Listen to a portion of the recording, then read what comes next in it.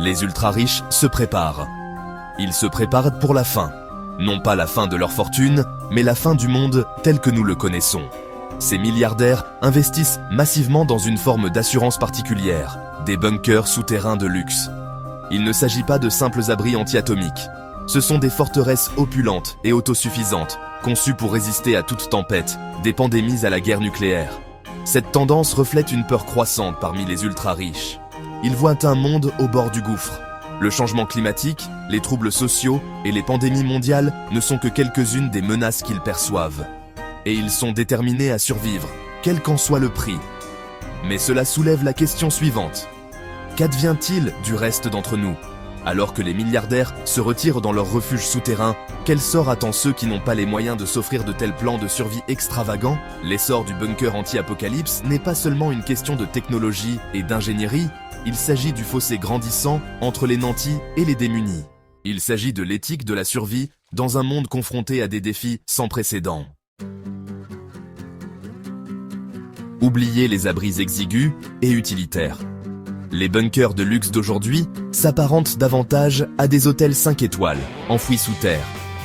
Ils sont conçus pour assurer non seulement la survie, mais aussi le confort et le divertissement pendant des années. Imaginez-vous en train de monter dans un ascenseur privé, descendant des centaines de mètres sous votre manoir. Les portes s'ouvrent pour révéler un monde spacieux et lumineux. Une piscine intérieure scintille sous un soleil artificiel. Un cinéma ultramoderne propose une vaste collection de films. Un bowling et une piste de karting offrent un divertissement sans fin. Mais ces bunkers offrent bien plus que du divertissement. Ils sont équipés de systèmes de survie avancés, garantissant un air respirable et une eau purifiée. Des jardins hydroponiques fournissent des produits frais, tandis que les baies médicales rivalisent avec les meilleurs hôpitaux. La sécurité est primordiale, avec des portes blindées, des scanners biométriques et des systèmes de surveillance qui surveillent chaque recoin du complexe. L'emplacement d'un bunker anti-apocalypse est aussi crucial que sa construction. Les milliardaires sont attirés par les zones reculées et peu peuplées, loin des cibles potentielles et des troubles civils. La Nouvelle-Zélande est devenue un choix populaire. Son emplacement isolé, sa stabilité politique et sa beauté naturelle en font une destination attrayante pour les ultra-riches qui cherchent à se réfugier loin du chaos mondial. Le magnate de la technologie Peter Thiel, connu pour sa vision dystopique, a acquis la nationalité néo-zélandaise, alimentant les spéculations sur ses propres préparatifs pour la fin du monde. Plus près de chez nous, Indian Creek Village en Floride, surnommé le « bunker des milliardaires », offre un autre refuge aux super riches. Cette île fortement gardée dispose d'une police privée et d'un système de surveillance sophistiqué qui suit chaque mouvement sur et autour de l'île. La récente acquisition par Jeff Bezos de plusieurs propriétés à Indian Creek ne fait que souligner son attrait en tant que refuge sûr. Qu'est-ce qui pousse les milliardaires à investir des millions, voire des milliards, dans ces sanctuaires souterrains? La réponse réside dans un puissant cocktail de peur, de paranoïa et d'un désir profond de contrôle. Ils craignent l'effondrement de la civilisation. Changement climatique, pandémie, effondrement économique, guerre nucléaire, la liste des catastrophes potentielles est longue et s'allonge. Ils voient un monde au bord du précipice, où l'ordre social pourrait s'effondrer à tout moment. Et ils veulent être prêts. Mais leurs peurs vont au-delà des menaces abstraites. Ils craignent les masses, ils craignent les troubles sociaux, les soulèvements et la possibilité que les dépossédés se soulèvent contre l'élite. Dans leur monde bunkerisé, ils peuvent garder le contrôle, isolés du chaos et des bouleversements qu'ils croient inévitables. L'essor du bunker anti-apocalypse révèle une vérité crue et dérangeante. Le monde se divise rapidement en deux classes, ceux qui ont les moyens de survivre et ceux qui ne les ont pas.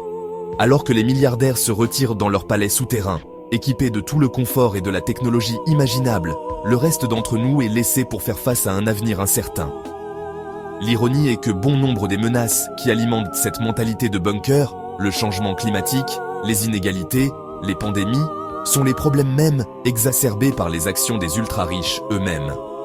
Cette disparité soulève de profondes questions éthiques. Dans un monde confronté à des menaces existentielles, quelle est la responsabilité des quelques privilégiés envers le plus grand nombre? La survie est-elle un droit ou un luxe réservé aux plus offrants? La mentalité du bunker, avec son accent mis sur l'autopréservation à tout prix, semble offrir une réponse bien sombre. La construction de bunkers anti-apocalypse de luxe n'est plus l'apanage de la science-fiction. C'est une industrie florissante, alimentée par les peurs et les fortunes des ultra-riches.